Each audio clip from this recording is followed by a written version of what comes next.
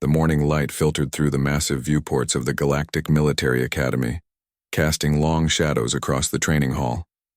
Sarah Chen sat in the third row, her dark hair pulled back in regulation style, watching as Instructor Vexhai paced before the mixed group of cadets. The Zephyrian's scaled skin caught the artificial light, and the deep scars across his face told stories of battles fought across distant star systems. "Combat protocols," Vexhai announced, his voice carrying the authority of someone who had seen real war. "Today we discuss sparring regulations and safety measures." Sarah glanced around at her classmates. The academy housed over 200 species, though only 40 were represented in their advanced combat class. To her left sat Thekvar, a Chronari whose crystalline skin sparkled like cut diamonds. The 7-foot warrior often boasted about her people's natural armor and strength. Behind Sarah, a gentle Valdorian named Pip kept detailed notes in his flowing script. "Each species brings unique advantages to combat," Vexhai continued. "The Corvani have natural weapons in their bone spurs. The Ethereals possess telepathic coordination abilities. The Drakmori can alter their body density at will." Sarah had heard this lecture before. Every instructor felt the need to catalog alien abilities when humans were present. She understood why. Humans were still new to the galactic community. Having joined only 30 years ago after first contact, most species still saw them as curiosities. However, Vexhai's voice grew serious. "There are certain protocols we must observe. Some challenges should never be issued between specific species combinations." The instructor's eyes swept the room, lingering briefly on Sarah. She had seen that look before. It was the same expression medical staff wore when handling dangerous chemicals, or the way engineers looked at unstable reactor cores. The Ethereals should never engage in mental combat with Scion-class species.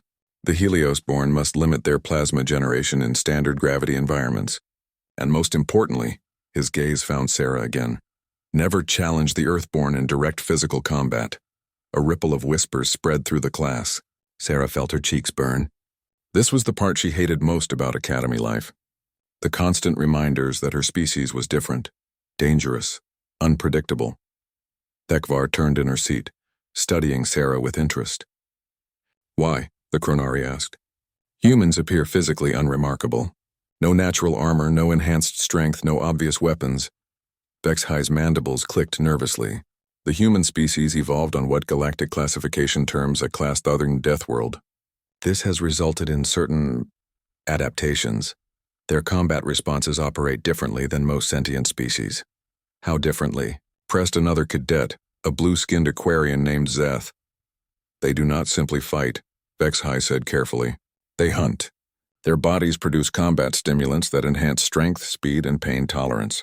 Their minds process tactical information at accelerated rates during stress.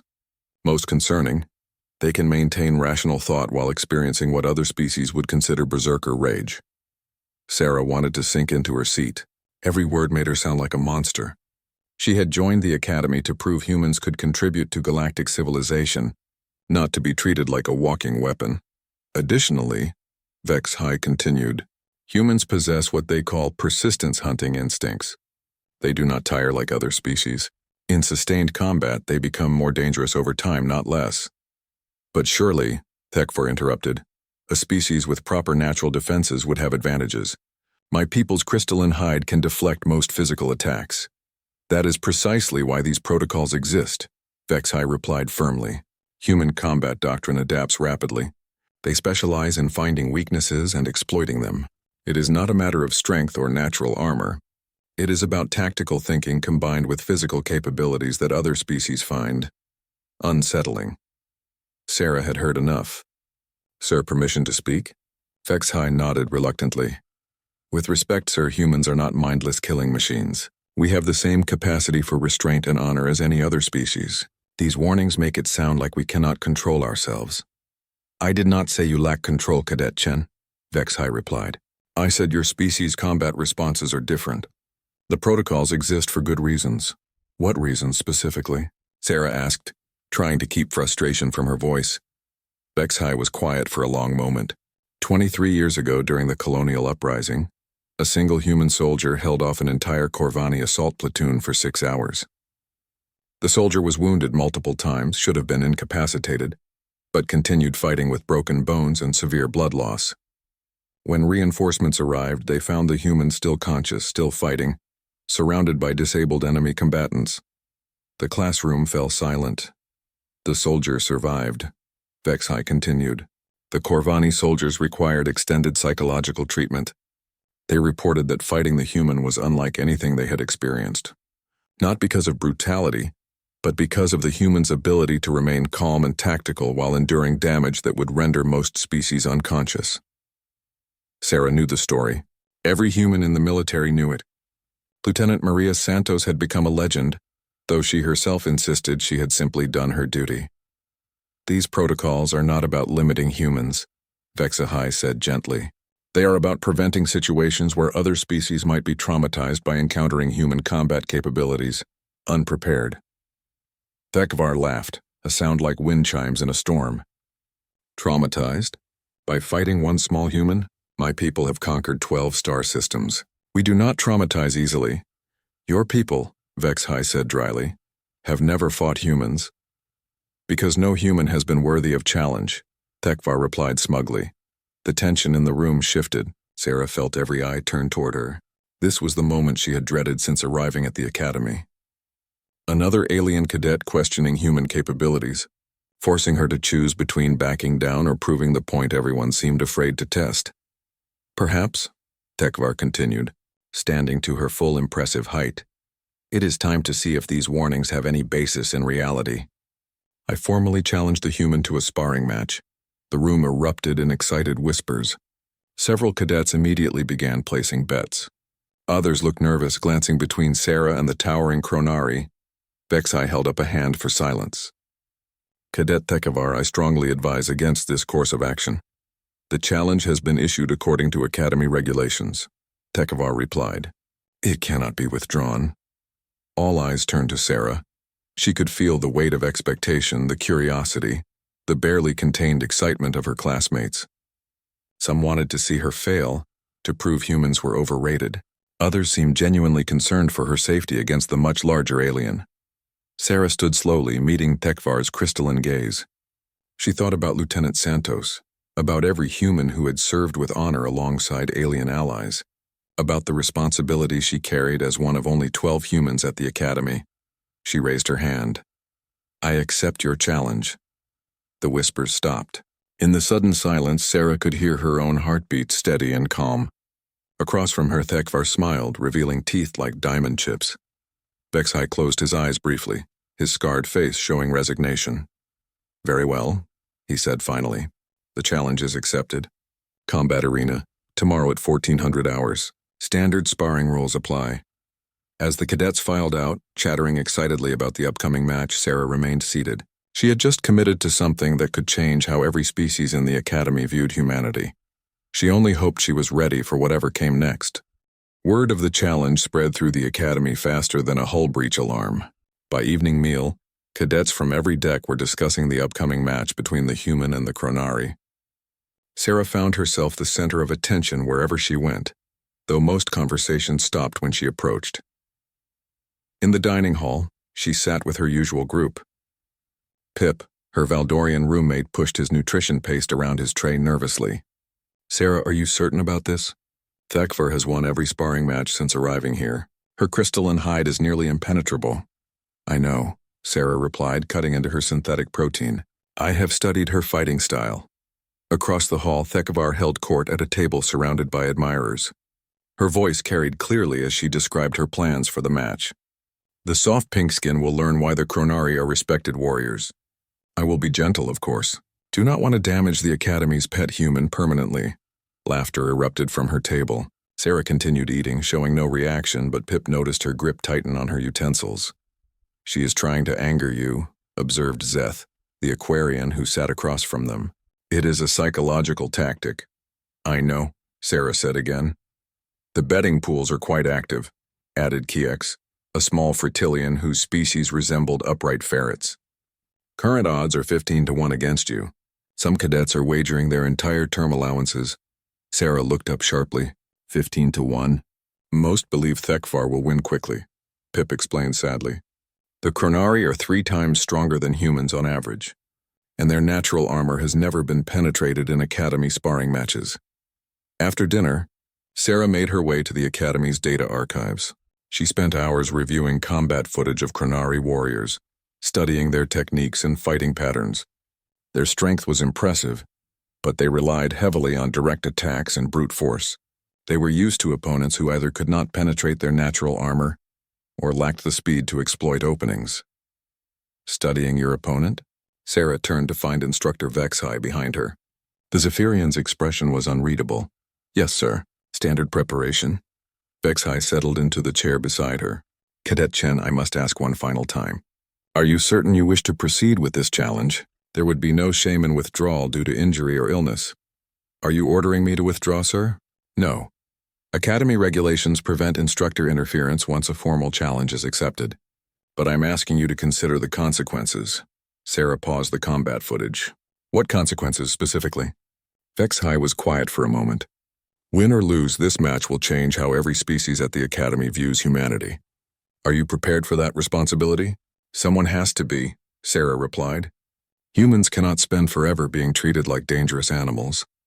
If demonstrating our capabilities is what it takes to earn respect, then so be it. And if you lose? Sarah met his gaze steadily. Then I lose. But at least I will have tried. The next morning brought unusual activity to the Academy. Cadets who normally focused on their studies gathered in excited groups, discussing the afternoon's match. Even the instructors seemed affected, with several classes being shortened to allow attendance at the sparring session. Sarah spent the morning in meditation, a practice she had learned during her Marine Corps service on Earth. The techniques helped center her mind and prepare for combat stress. She reviewed everything she knew about Chronari physiology and fighting styles, planning her approach carefully. At noon, she visited the Academy Medical Center for pre-combat clearance. Dr. Ishira, an ethereal physician, conducted the examination with obvious reluctance. Your stress hormones are elevated but within acceptable ranges, the doctor reported. Heart rate and blood pressure normal. I must note for the record that I strongly advise against this match. Noted, doctor. Am I cleared for combat? Physically, yes. Mentally. Dr. Ishara studied Sarah with large dark eyes. Human emotional patterns are difficult for my species to interpret. You appear calm, but there are underlying currents I cannot read clearly. I am as ready as I can be. The medical clearance complete, Sarah returned to her quarters to prepare her equipment. Academy sparring matches used padded training gear and neural dampeners to prevent serious injury. But full contact was still permitted. Pip sat on his bunk, watching her check her gear methodically. The entire Academy will be watching, he said softly. I know. Some of the instructors have called this match inadvisable. There are rumors that senior staff tried to convince the commandant to intervene. Sarah paused in her equipment check. What kind of rumors? That human combat responses might be too unpredictable for controlled sparring. That Academy medical facilities might not be adequate to treat certain types of injuries. They are worried about me getting hurt? Pip shook his head. I do not think so. At 13:30 hours, Sarah made her way to the combat arena. The corridors were unusually crowded as cadets from across the Academy converged on the training decks. She could hear excited conversations in dozens of languages, but they quieted as she passed. The arena itself was packed beyond normal capacity. The standard sparring area had been expanded, with additional safety barriers installed around the perimeter. Medical teams stood ready at multiple stations. Sarah noticed several senior instructors in the observation deck, including Commandant Zaris herself. In the preparation area, Sarah began putting on her padded gear. The neural dampeners would prevent serious neurological damage, but everything else was fair game in Academy sparring matches. Broken bones, torn muscles, and severe bruising were considered acceptable risks. Nervous human? Sarah turned to find Thekver approaching, already suited in her combat gear. The Chronari's crystalline skin gleamed beneath the padding and her smile showed those diamond-hard teeth. Should I be? Sarah replied evenly. Perhaps. My people have been warriors for 10,000 years. We conquered our home world before achieving spaceflight, then conquered others. What experience do humans have with real combat? Sarah thought about the colony wars, about the siege of New Byzantium where her unit had held for 3 months against impossible odds, about Lieutenant Santos and countless others who had proven human capabilities in the crucible of actual warfare. Some, she said simply. The arena announcer called for the combatants to enter the fighting area. As they walked onto the padded floor, the noise from the spectators grew to a roar. Sarah had never seen so many alien faces focused on her at once. Some showed excitement, others concern, but all displayed intense curiosity. In the center of the arena, referee Korvash, a massive Drakmori, explained the rules. Standard Academy sparring protocols apply. Match ends with submission, unconsciousness, or referee intervention. Neural dampeners will prevent permanent brain damage, but all other injuries are considered acceptable. Combatants confirm understanding. Understood, both fighters replied. As they took their positions, Sarah noticed the unusual silence that had fallen over the crowd. Hundreds of beings from dozens of species watched intently, waiting to see what would happen when human and Chronari collided. Thekvar assumed a classical Chronari combat stance, her crystalline fists raised defensively. Sarah took a more neutral position, weight balanced, ready to move in any direction. Begin, Korvash announced. The match that would change everything was about to start. Thekvar moved first, as Sarah had expected. The Chronari warrior's approach was textbook standard for her species, a direct frontal assault relying on superior strength and natural armor. Her crystalline fist swept toward Sarah's head in a powerful arc that would have stunned most opponents. Sarah ducked smoothly, letting the blow pass overhead. She did not counterattack immediately. Instead, she circled laterally, studying her opponent's movement patterns. The crowd murmured at her seemingly passive response. "Fight, human," Thekvar called out, pursuing with another heavy swing. "Do not just run." Sarah avoided this strike as well, noting how Thekvar's weight shifted during her attacks. The Chronari's crystalline structure made her physically powerful, but also committed her fully to each motion. Recovery time was slower than with more flexible species. For the first 3 minutes, Sarah employed purely defensive tactics. She dodged, weaved, and retreated, letting Thekvar chase her around the arena. To the spectators, it appeared the human was outmatched and simply trying to survive. The betting pools began paying out early wins. "Is this the legendary human combat prowess?" Thekvar taunted, breathing heavily from her aggressive pursuit. "You fight like prey, not a predator." Sarah said nothing. She was learning. Each of Thekvar's attacks revealed information about reach, speed, and preferred targeting. The Chronari favored high strikes aimed at the head and shoulders. Her footwork was solid but predictable. Most importantly, she was growing frustrated with her inability to land a solid hit.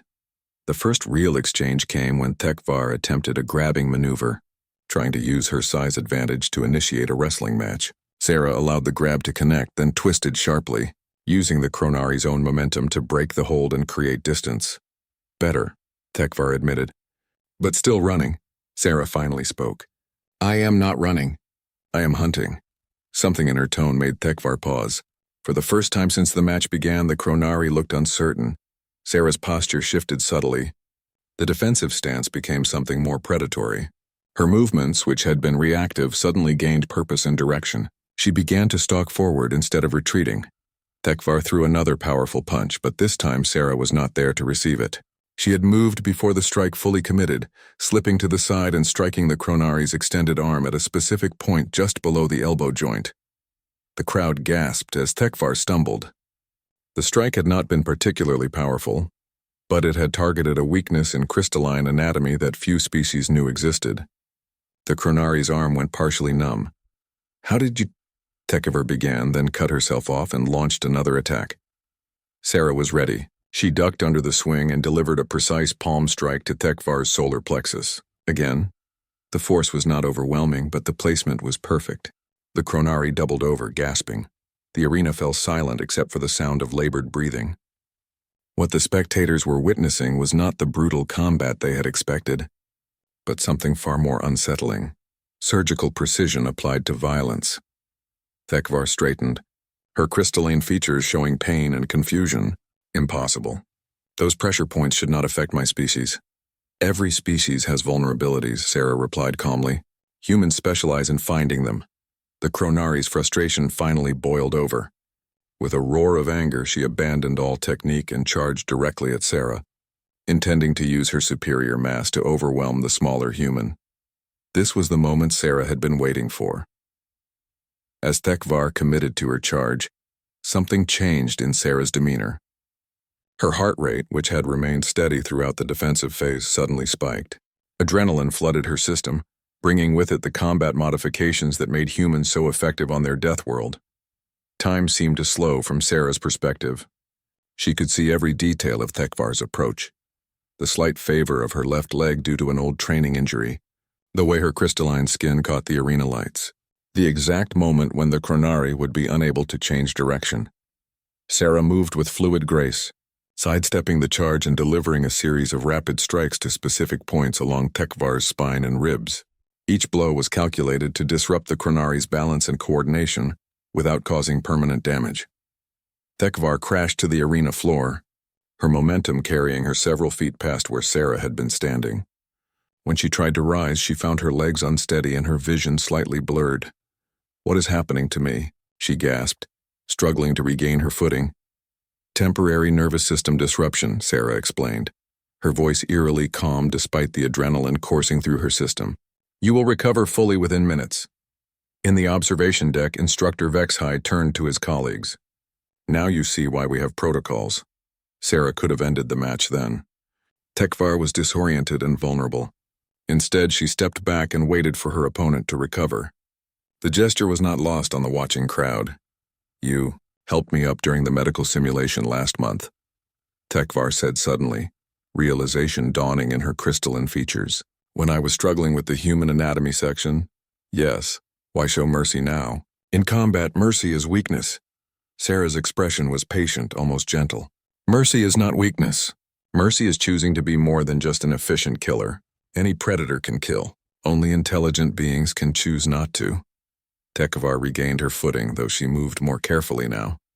"You could have finished me. The match is not over. You have not submitted, but you have proven your point. Everyone sees that humans are as dangerous as warned." Sarah shook her head. "I have not proven we are dangerous.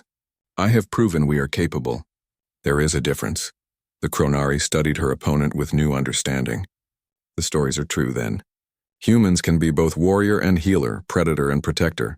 We can be whatever the situation requires." Tekvar straightened to her full height, but her posture had changed. Instead of aggressive confidence, she now showed respectful wariness. "I yield," she announced clearly. "The human has won." The arena erupted in noise as cadets from dozens of species reacted to the unexpected conclusion. Some cheered, others argued about betting results, but most simply stared in amazement at what they had witnessed. Referee Korvash stepped forward. "Winner by submission, Cadet Chen?" Sarah immediately moved to Tekvar's side, offering physical support and checking for serious injuries. Her transformation back to concerned classmate was as swift as her earlier shift to predator had been. "Are you hurt?" she asked genuinely. "My pride more than my body," Tekvar admitted. "You fought with honor, human. I understand now why the instructors warn against challenging your species." As medical teams arrived to check both combatants, the crowd began to disperse. The excited chatter continued, but the tone had changed. The human was no longer a curiosity or a potential victim. She had become something else entirely, a being to be respected and, perhaps slightly feared. In the medical bay afterward, as Sarah sat being examined for injuries she had not sustained, she reflected on what had just occurred.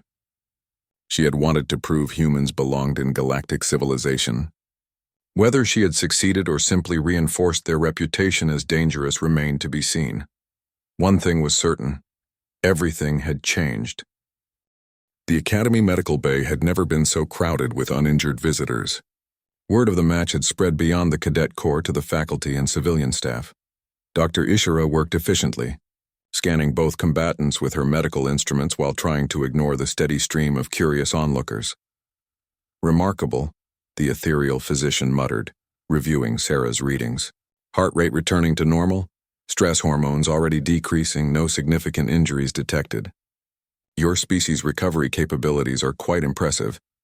Sarah sat on the examination table, still feeling the fading effects of adrenaline. "How is Tekvar?" "Bruised but fundamentally unharmed. The pressure point strikes you employed caused temporary nervous system disruption without permanent damage." "Precise work." Dr. Ishara paused in her scanning. May I ask how you knew those specific anatomical weak points? Chronari physiology is not typically studied by other species. I read everything I could find about every species at the academy when I first arrived, Sarah replied. Information seemed important for successful integration. On the adjacent examination table, Thekvar listened to their conversation while Dr. Ishara's assistant treated her minor injuries. The Chronari's crystalline features showed thoughtful consideration rather than the aggressive confidence she had displayed before the match. You studied us, Thekvar said. It was not a question. I studied everyone. Faldorian emotional sensitivity, Aquarian pressure adaptation, Fertilian pack dynamics, Drakmori density shifting. Understanding my classmates seemed logical, but you focused on combat applications. Sarah was quiet for a moment. I am a former Marine. Combat analysis is natural for me, but that was not my primary interest. What was? Learning how to be a good teammate to all of you. The simple honesty of the statement seemed to surprise Thekvar. She studied Sarah with new interest. During the match, when you could have ended it quickly, you chose not to. Why? Because the match was never about proving I could hurt you. It was about proving humans can be trusted with dangerous capabilities. Dr. Ishara completed her examinations and cleared both cadets for normal activities. As they prepared to leave, Thekvar stopped Sarah with a gentle touch on her arm. Walk with me, the Chronari requested. They made their way through the academy corridors, drawing attention wherever they appeared. Cadets who had watched the match whispered excitedly to friends who had missed it. Sarah noticed that the look she received had changed. Before, aliens had regarded her with polite curiosity or occasional wariness. Now their expression showed a mixture of respect and caution that she found uncomfortable. You are troubled, Thekvar observed as they entered a quiet observation lounge overlooking the academy's central garden. I wanted to prove humans could be good allies. Instead, I may have proven we are threats to be managed. Thekvar settled into a chair designed for her larger frame. You demonstrated something far more valuable than simple strength. What do you mean? My people believe that power and honor are the same thing. The strongest warrior deserves the most respect. But today you showed me something different. You had power over me completely, yet you chose restraint. That is not strength, that is wisdom. Sarah considered this.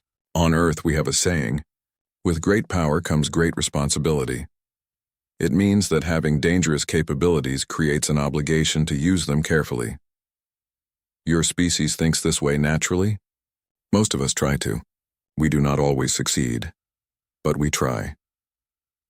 Thekvar was quiet for several minutes, staring out at the garden where cadets from multiple species studied together peacefully. I challenged you because I believed humans were weak creatures hiding behind exaggerated reputations. I was wrong about the weak part. And the exaggerated reputation? Also wrong, but in the opposite direction. The warnings do not go far enough. Sarah felt her heart sink. So humans are just dangerous predators after all. No. Thekvar turned to face her directly. Dangerous predators kill without thought. What you demonstrated today was far more complex. You are dangerous, yes, but you are dangerous beings who choose when and how to use that danger. That makes you the most valuable allies possible. Before Sarah could respond, Pip appeared in the lounge entrance looking nervous but determined. Sarah, the Commandant wishes to see you in her office immediately. The walk to Commandant Xeris's office felt longer than usual. Sarah had met the Academy's leader only briefly during orientation. The elderly Hegemoth was known for her fair but strict leadership style and her deep knowledge of interspecies relations. The Commandant's office was spacious and decorated with artifacts from dozens of worlds. Xeris herself sat behind a massive desk, her forearms moving efficiently between multiple data displays. She gestured for Sarah to sit without looking up from her work. Cadet Chen, your match today has generated considerable discussion among Academy staff. Yes, ma'am. I hope I did not violate any regulations. No violations occurred. However, several instructors have expressed concerns about the implications of what transpired. Xeris finally looked up, her large, dark eyes studying Sarah carefully. Tell me in your opinion what was demonstrated today. Sarah chose her words carefully. That humans can engage in controlled combat while maintaining ethical constraints, ma'am. Interesting perspective. Others have suggested that what was demonstrated was precisely why protocols exist, to discourage such confrontations. I understand their concern, ma'am. But hiding human capabilities does not make them disappear. Better to demonstrate them in controlled circumstances than to leave them as unknowns. Xeris leaned back in her chair. You realize that footage of your match will be transmitted throughout the galactic military network? Every species will analyze what occurred today. Sarah had not considered this. What will they conclude? That depends greatly on context and presentation. Some will see a dangerous species that should be contained. Others will see valuable allies who can be trusted with significant responsibilities. The Commandant paused. Which interpretation do you prefer? The second, obviously. Then I suggest you prepare yourself, Cadet Chen. Your performance today was noted by several recruitment officers from elite units. Your final academy evaluations will carry considerable weight in determining humanity's role in galactic military operations. The weight of responsibility settled on Sarah's shoulders. Ma'am, I just wanted to prove we could be good teammates. And you may have done exactly that. Or you may have created entirely new expectations that other humans will need to meet. Xeris smiled slightly. Welcome to the burden of being a pioneer, Cadet Chen. Your species' future may well depend on how you and your fellow humans handle the opportunities that result from today's demonstration. As Sarah left the Commandant's office, she reflected on the unintended consequences of accepting Thekvar's challenge. She had wanted to prove humans belonged in galactic civilization. Instead, she might have changed what that civilization expected from humanity entirely. Whether that was good or bad remained to be seen. 8 months after the match that changed everything, Sarah stood on the bridge of the GMS Harmony, watching her new team prepare for their first mission together. The mixed species unit represented the Academy's finest graduates, handpicked for an elite rapid response role within the Galactic Defense Corps. Her second in command was Thekvar, now sporting lieutenant's insignia, and a completely different attitude toward human capabilities. The Chronari had become one of Sarah's closest friends and strongest advocates during their final Academy term. Contact approaching on Vector 7 Mark II, reported Zesh, their Aquarian sensor specialist. Configuration matches suspected pirate vessel. Sarah studied the tactical display. Their mission was simple in concept but complex in execution. Investigate reported attacks on civilian shipping in the Outer Rim territories. 3 cargo vessels had vanished in the past month, with no distress signals or debris fields found. Composition of the approaching vessel? Sarah asked. Mixed crew estimated 40 individuals. Weapon signatures consistent with military-grade armaments. They are powering weapons and targeting us. Lieutenant Commander Voss, a Hegemoth veteran serving as Sarah's mentor, observed from his advisory position. Your orders, Commander Chen? Sarah had been promoted directly to command rank upon graduation, an unprecedented move that had caused considerable debate in military circles. Some argued that humans were too new to galactic civilization for such responsibility. Others pointed to the Academy match footage as evidence of exceptional capabilities.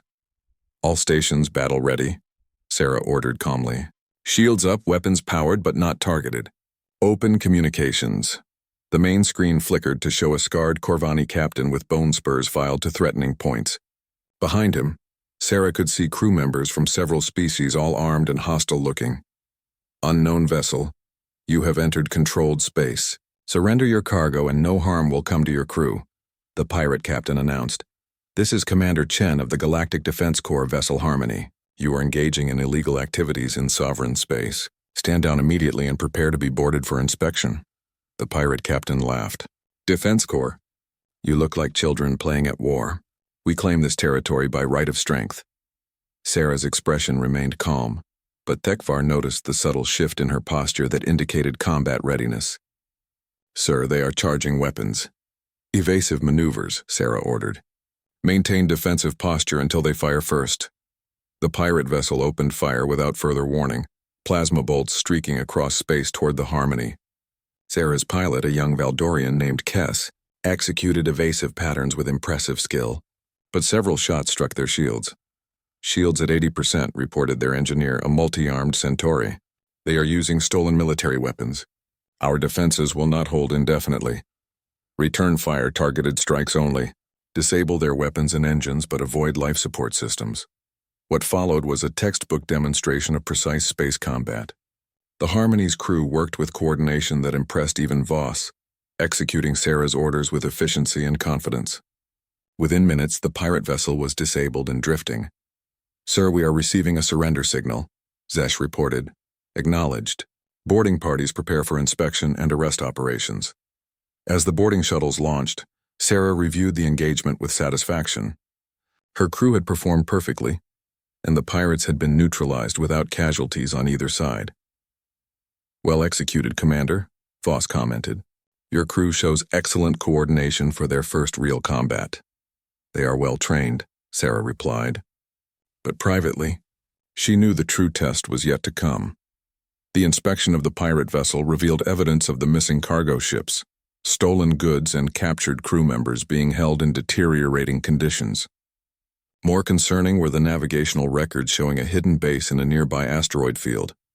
"The main pirate stronghold," Thekvar observed, studying the data, "fortified position with significant defensive capabilities." "This single ship was merely a scout," Sarah nodded grimly. "How many ships at the base?" "Records indicate at least 12 vessels, possibly more. Mixed armaments, some quite heavy. Estimated crew complement over 500, Voss frowned. "This is beyond the scope of a single ship engagement. Protocol requires calling for reinforcements and waiting for fleet support." "The captured civilians do not have time for fleet deployment," Sarah replied. "Medical scans show several in critical condition. They need rescue within hours, not days. Commander, with respect, attacking a fortified position with overwhelming numbers is suicide. Your crew is talented, but they are not miracle workers." Sarah was quiet for a long moment, studying the tactical projections. The asteroid base was indeed heavily defended, positioned in a location that negated most conventional attack strategies. A direct assault would be devastating for any single ship, but Sarah was not thinking about conventional tactics. "All senior staff to the briefing room," she announced. "We are going to discuss unconventional options." 20 minutes later, Sarah outlined her plan to the assembled officers. The strategy was complex, risky, and required precise timing from every crew member. It also relied heavily on assumptions about how pirates would react to unexpected situations. "The plan has merit," Thekvar admitted, "but the margin for error is minimal. If any element fails, we will likely be destroyed." "Alternative suggestions?" Sarah asked. Silence filled the briefing room. Everyone understood that conventional tactics offered no realistic chance of success. "I will support whatever decision you make," Thekvar said finally. "You have earned that trust." Similar acknowledgments came from the other officers. Even Voss, despite his reservations, nodded agreement. "Very well. All departments begin preparations. We commence the operation in 2 hours." As the crew dispersed to their tasks, Voss remained behind. "Commander, this plan requires your crew to function far beyond normal parameters. Are you confident they can perform under such extreme stress?" Sarah considered the question seriously. "Sir, when I was at the academy, Instructor Vexhai warned against challenging humans because of our combat adaptations. But he was wrong about one thing." "What was that?" "The warning should not be about challenging humans. It should be about underestimating what any being can accomplish when properly motivated and led." Voss studied her with interest. "You believe motivation and leadership can overcome superior numbers and firepower?" "I believe that beings who trust each other and fight for something worthwhile can achieve things that seem impossible. My crew is not just talented. They are committed to saving those civilians. That makes them dangerous to anyone who underestimates them." 2 hours later, the Harmony approached the asteroid field using a trajectory that appeared accidental, broadcasting distress signals indicating engine failure and life support problems. To the pirates monitoring their sensors, the Defense Corps ship looked like easy prey limping into their territory. As planned, 3 pirate vessels moved to intercept what they believed was a helpless target. What they encountered instead was a perfectly coordinated ambush that eliminated their ships before they could send warning signals. The main assault on the asteroid base followed immediately, with the Harmony using the disabled pirate ships as cover to penetrate the defensive perimeter. Sarah's crew executed their roles flawlessly, adapting to changing conditions with the kind of tactical flexibility that could not be taught in any academy. When the base's defenses finally collapsed and the rescue shuttles recovered the captured civilians, Voss found himself reevaluating everything he thought he knew about leadership and tactical planning. "Commander Chen," he said as they watched the former prisoners receiving medical treatment, "I owe you an apology. Your plan succeeded not just because of careful planning, but because of something I had not adequately considered." What was that, sir? You inspired your crew to be better than they knew they could be. That is not a human trait. That is the mark of an exceptional leader regardless of species. Later, as the Harmony traveled back to headquarters with rescued civilians and captured pirates, Sarah reflected on how much had changed since that day in the Academy combat arena. She had wanted to prove humans could be trusted allies. Instead, she had discovered that the best leaders help others discover their own potential. In his final report, Voss wrote, "Commander Chen represents the ideal of interspecies cooperation, not because she demonstrated human capabilities, but because she helped every member of her crew exceed their own expectations.